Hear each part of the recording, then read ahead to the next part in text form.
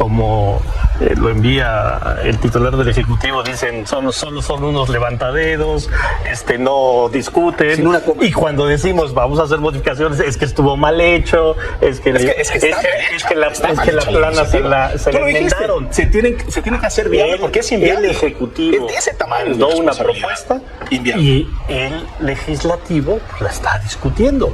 Qué lástima que el Poder Judicial, en lugar de meterse, porque además por 2 años se los dijimos, que venga la propuesta de la reforma del Poder Judicial, del propio Poder Judicial, eso hubiera sido lo mejor. Transformación pacífica del país. ¿Qué tal, amigos y amigas? Bienvenidos a una nueva videoinformación más. Bienvenidos a su canal Pregoneros 4T. Pues siguen estas mesas de debate sobre el tema de la reforma al Poder Judicial. Invitan a ministros, jueces, magistrados, magistradas, como en el caso de la magistrada María Emilia Molina, que la hemos visto en varios medios de comunicación, como en Milenio, de las que voy a presentarles a continuación.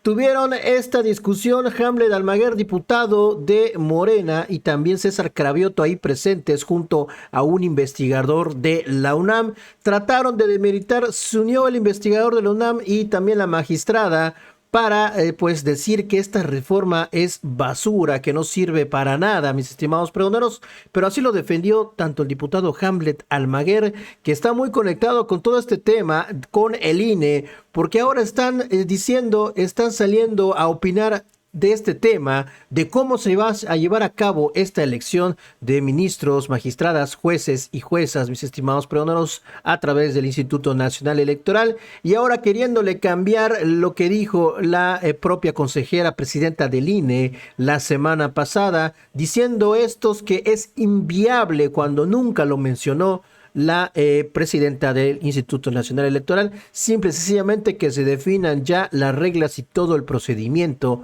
que bueno, todo esto se va a seguir discutiendo en próximos días, pero la reforma al Poder Judicial va.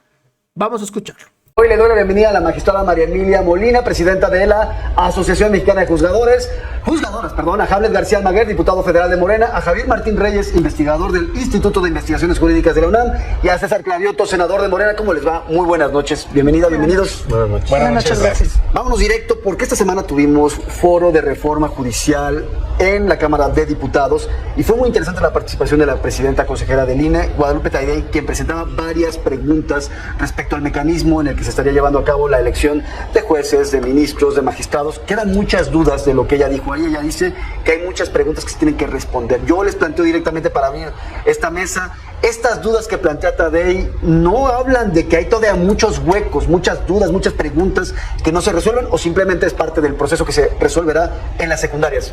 Bueno, yo creo que evidentemente lo que nos planteó la presidenta del INE es una inviabilidad de cómo está planteada la iniciativa, porque simplemente el hecho de que se tengan que poner a voto popular al mismo tiempo todos los candidatos para más de 1,700 personas juzgadoras realmente haría inviable. En México, en la Ciudad de México solamente son más de 400 personas juzgadoras a nivel local, más 380 aproximadamente a nivel federal, 6 candidatos por cada una de las personas juzgadoras, y nos darían 2 tomos de selección amarilla para que votáramos, ¿no? Entonces, y habría que cada una de las personas que van a votar tendrían que estar viendo quién es el candidato mejor para 1,700 lugares, y entonces son los federales más todos los locales. Yo creo que es inviable. Una precisión: la presidenta del INE, Guadalupe Taidey, nunca utilizó el término inviable. No, eso es incorrecto. Sí. Ya no estamos en el sí o no, sino en el cómo sí. Y son muy atendibles sus peticiones, pero además, para quien conoce la materia electoral, pues son elementos ordinarios de cualquier proceso. Y tenemos 2 opciones. La primera de ellas es desglosarlo a partir de los transitorios, y la segunda, que es más sencilla, significa emitir un acuerdo de habilitación en la reforma para que sea el propio Instituto Nacional Electoral quien emita las reglas para la organización del proceso electoral.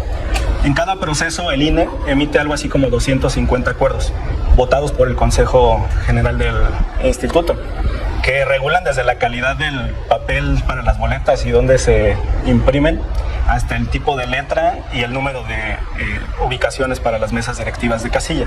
Aquí hay un elemento muy importante que tiene que ver con el presupuesto. Tuvimos más de 160,000 casillas en el país, pero solamente se ubicaron en 83,000 domicilios. Entonces depende si queremos replicar el número de casillas con básica, contigua 1, contigua 2, contigua 3, o si queremos un modelo de centros de votación. Y además hay muchos elementos, muchos materiales utilizados el 2 de junio que se pueden reciclar y reutilizar. Hay otro apartado relevante que tiene que ver con la capacitación. ¿Serán los mismos funcionarios de casilla del 2 de junio con algún complemento en la capacitación? ¿O volvemos a hacer un sorteo en el Instituto Nacional Electoral de apellido y letra para definir quiénes van a someterse a esta capacitación? Pero para quien tiene una relación ordinaria con el instituto no es nada del otro mundo. Son cosas que se ven en cada proceso electoral. No hay que asustarse. Javier, yo creo que todo lo contrario. O sea, tienes a la persona, ¿no? A una de las personas que mejor conoce el sistema electoral, que es la presidenta del INE, y lo que muy amablemente, porque me queda claro que ella está en una función de autoridad, lo que les está diciendo a la presidenta es que ni siquiera podemos saber cómo se podrían ver esas elecciones. La presidenta no pudo ni siquiera contestar a la pregunta de cuánto va a costar, porque esta es una iniciativa que está mal hecha y que es simple y sencillamente imposible de implementar. Nada más en la Ciudad de México estaríamos hablando de más de 2,000 candidaturas si la iniciativa se queda como está. Donde las personas ciudadanas tendrían que evaluar a más de 300 candidaturas. Nada más como punto de comparación. En las elecciones de 2024 en la Ciudad de México, la ciudadanía tuvo que evaluar nada más a 24 candidaturas en promedio para 6 puestos. Imagínense ustedes nada más, y lo dijo la presidenta Tadei, el tamaño de las bodegas, el tamaño de los paquetes electorales, qué tipo de papel se va a utilizar.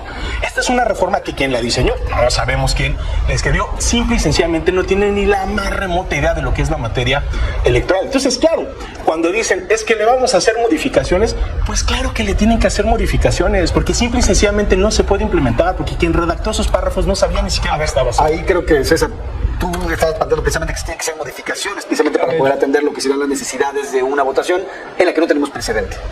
Bueno, a mí me da mucha risa luego las críticas a la Cuarta Transformación. Cuando votamos algo como lo envía el titular del Ejecutivo, dicen solo son unos levantaderos, no discuten. Y cuando decimos vamos a hacer modificaciones, es que estuvo mal hecho, es que la plana se la enmendaron. Se tiene que hacer viable porque es inviable. El Ejecutivo mandó una propuesta y el Legislativo la está discutiendo. Qué lástima que el Poder Judicial, en lugar de meterse, porque además por 2 años se los dijimos, que venga la propuesta de la reforma del Poder Judicial, del propio Poder Judicial, eso hubiera sido lo mejor. Pero eso ya lo hicieron durante la presidencia de Saldívar. Les pusieron la iniciativa y la votaron. No lo hicieron. Claro que Jugaron políticamente. O sea, esa reforma que ustedes votaron no les parece adecuada a las interrupciones. Jugaron a que les iba a ir, que iba a ser distinta el resultado electoral. Y se toparon con pared, o sea, con el pueblo de México que dijo, quiero una reforma y no quiero que haya trabas al segundo piso de la transformación. Y entonces ahora están echando para atrás, diciendo, bueno, sí le vamos a entrar a ver qué planteamientos hacemos a la reforma. Y qué bueno, nunca es tarde para ello, Por eso yo estoy diciendo, esta mayoría democrática de Morena le va a demostrar a todos los que dicen que somos autoritarios que ese autoritarismo se acabó cuando llegó en el 2018 este proyecto de transformación. María Emilia. A ver, 3 puntos nada más. Primero, quien dijo que no iban a mover nada porque tenían la mayoría fue Morena, no nosotros.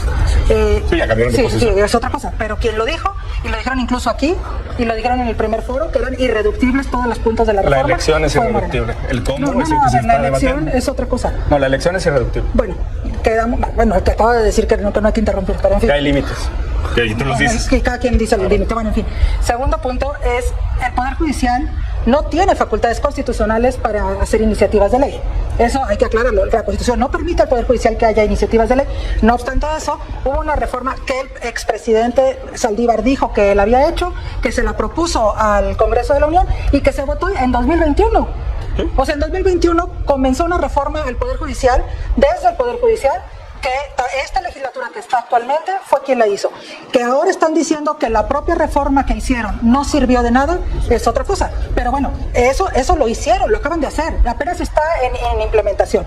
Y finalmente yo espero que si se está escuchando a todos para hacer modificaciones, también se escuche lo que acaba de decir la relatora internacional de derechos humanos, perdón, para la independencia judicial de jueces y abogados de la ONU, donde dijo todos los graves efectos que pudiera tener una reforma como la que se está planteando. Yo creo que merece que se tome en cuenta también este tipo de posicionamientos, porque tienen que ver con lo que internacionalmente se ha determinado de independencia judicial, y ojalá también la tomen en cuenta, si no van a ser irreductibles todos los Ahí puntos. nada más para el contexto de quien nos está viendo, pues en la semana la relatora de independencia judicial, de independencia de jueces y abogados, Margaret Satterwhite, de la ONU, criticó la reforma judicial, y el presidente López Obrador desestimó esa crítica al considerar que básicamente estaba replicando los argumentos de la oposición.